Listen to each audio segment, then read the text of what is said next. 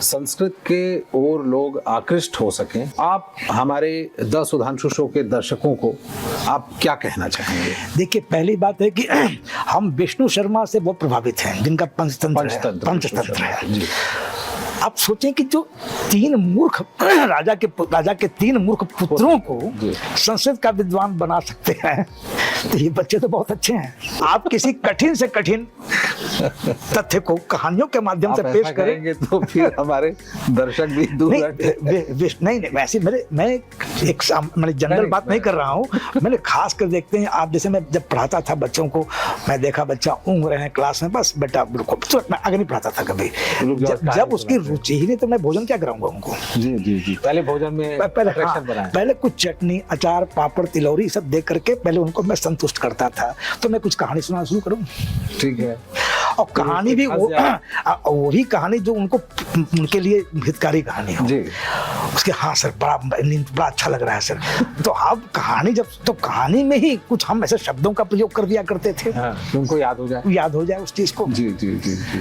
तो याद भी हो जाता था, कहानी भी सुन लिया करते थे, और पूरा क्लास फिर हमको छोड़ने का नाम नहीं लिया करता था जी। और कई बार तो हुआ कि इंटरवल की घंटी बज गई है, फिर भी बच्चे बैठे हुए हैं बाहर से आकर, सर अभी कब तक क्लास लेंगे? हम मुझे भी नहीं मालूम है, घंटी बज चुकी है बाहर।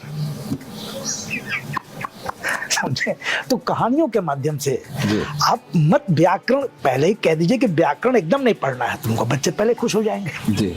व्याकरण के नाम से घबराते हैं ना, तो क्यों व्याकरण का उनको भार देंगे माथे पर आप? कहानी सुनाते हैं। अब कहानी सुनाने के बाद जब उनको रुचि जगी, तो कहाँ की कहानी है बेटा? ऐसे हितोपदेश की कहानी है, विष्णु शर्मा की कहानी है।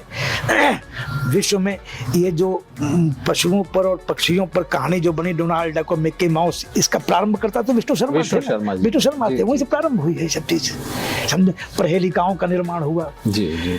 अंत्याक्षरी से आज फिल्मी गाने पर बना करके उसका भी स्वरूप दे दिया गया। हाँ, अंत्याक्षरी का अर्थ क्या था? एक बच्चों को प्रेरित करने के लिए अंत्याक्षरी, अंतिम अक्षर से कोई श्लोक सुनाओ तुम, तो एक अक्षर से कितने श्लोक को याद कर सकते थे जी। एक कंपटीशन की भावना रहती थी उनके अंदर जी।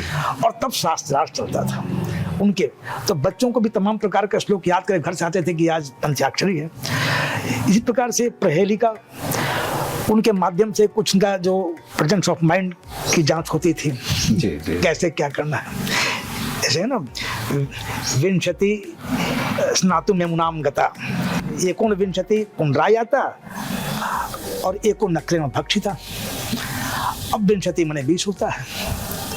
अब बच्चों को समझाएंगे, देखो बेटा 20 लोग नहाने के लिए गए यमुना नदी में, एक को मगर ने खा लिया, नहीं, एकोन विंशति स्नातुम यमुनाम गता है ना, एकोन विंशति 19 व्यक्ति स्नान करने के लिए गए, एक को मगर ने खाया, 20 लौट कर चले आए।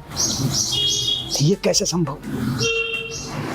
तो वो उनको समझाना पड़ा था। एकोन विंशति, एकोन विंशति माने एक व्यक्ति को मगर खाया, और विंशति बचता है, उससे 20 लोग लौट के चले आए। तो कहने का अर्थ था पहेलियों के माध्यम से उनको आप बहुत कुछ सिखा सकते थे, समझे? तो ये चीज पहले साधन था, तरीका था, लोग बच्चे सीखते थे इस चीज को। अब आजकल न गार्जियन के अंदर वैसा कोई अभिरुचि है और न शिक्षक वैसा कुछ, माने खुद ही उनका शिक्षण ही बड़ा दोषपूर्ण रहा है जी।